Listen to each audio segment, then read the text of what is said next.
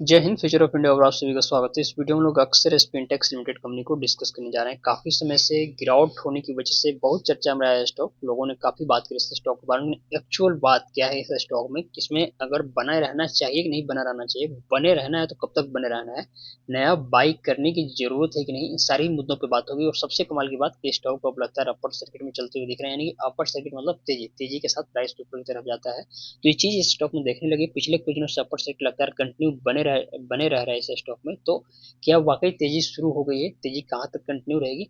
चलिए वीडियो को शुरू से शुरू करते हैं और हर एक पॉइंट को समझते हैं।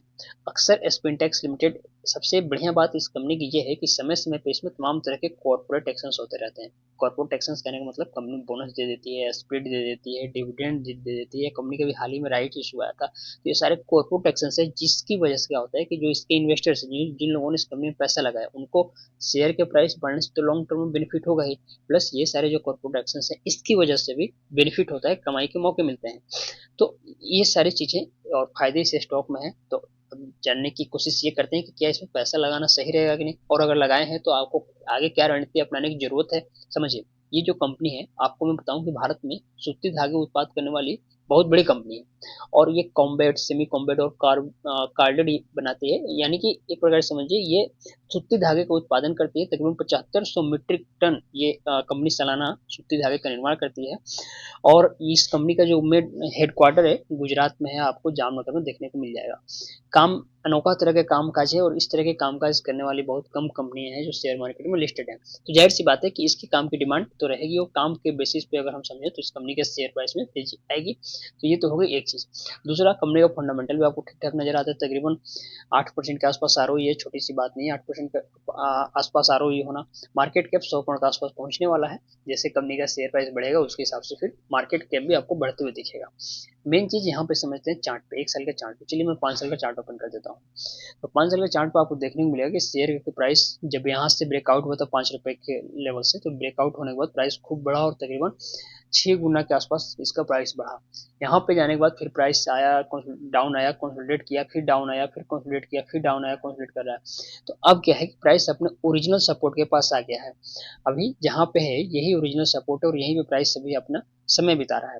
तो होगा क्या कि जब प्राइस अपने प्रीवियस सपोर्ट पे आ जाता है तो फिर वहां से उठने की ताकत रखता है, क्योंकि जितना गिरना था इसमें उतनी गिरावट हो चुकी है। अब और ज्यादा गिरने की इसमें कुछ बचा नहीं है। तो ये क्या होगा, अपने सपोर्ट के आसपास आ गया, और यहाँ से फिर प्राइस अब कह सकते हैं कम बैक करेगा, प्राइस ऊपर उठेगा।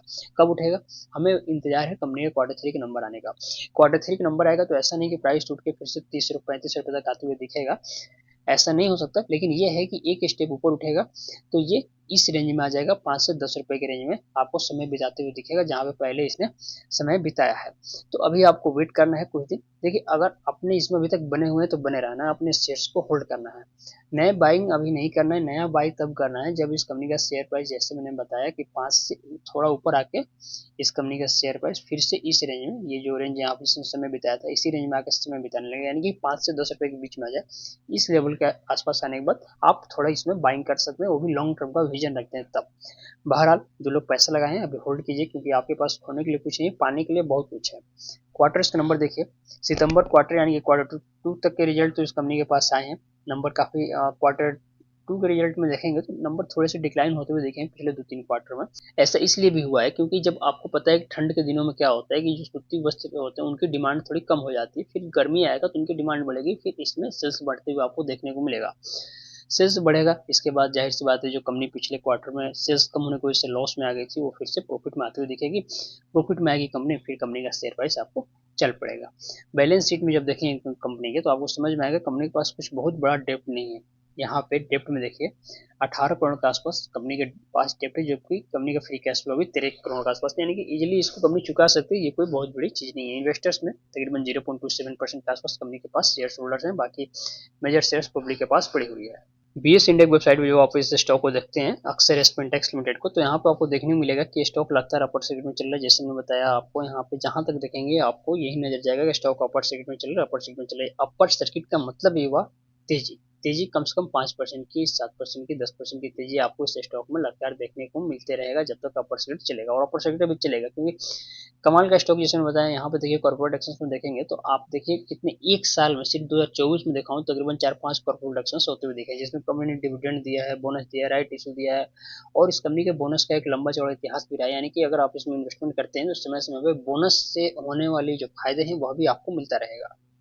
तो अब रही बात, अक्सर स्पिनटेक्स लिमिटेड में आपको इन्वेस्टमेंट करना है कि नहीं करना है, टोटली आपका डिसीजन है। मैंने कंपनी क्या काम करती है, लॉन्ग टर्म कैसे परफॉर्मेंस कर सकती है, अच्छा ही परफॉर्मेंस करेगी क्योंकि कंपनी के जिस तरीके से काम काज है इसकी तो डिमांड हमेशा रहेगी और लॉन्ग टर्म में और बढ़ेगी क्योंकि ये ट्रेडिशनल काम है। तो जाहिर सी बात है इसकी डिमांड बढ़ेगी। तो इस हिसाब से आप सही लेवल देख के इसमें इन्वेस्टमेंट कर सकते हैं। मन में कोई सवाल है इससे रिलेटेड कमेंट में जरूर पूछिएगा। इंस्टाग्राम में फॉलो करके मुझसे जो भी आप पूछना चाहते हैं, अलग से बातें करना चाहते हैं, कर सकते हैं। मिलते हैं अगली वीडियो में, तब तक के लिए जय हिंद।